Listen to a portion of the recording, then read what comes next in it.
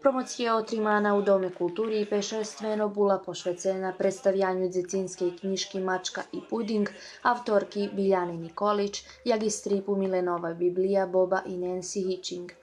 Perša knjiška bula promovovana prek video prezentaciji, a drugu knjišku predstavili hosti zo Horvatske prez dramsku točku.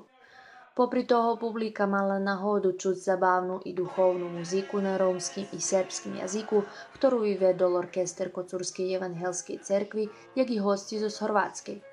Zoz muzičnú točku predstavili še i volontere zo Holandii. Popri toho u holu Domu kultúry bola postavená výstava maľunkoch rozličných autoroch, ktorí inspirovaní zo životom Rómov.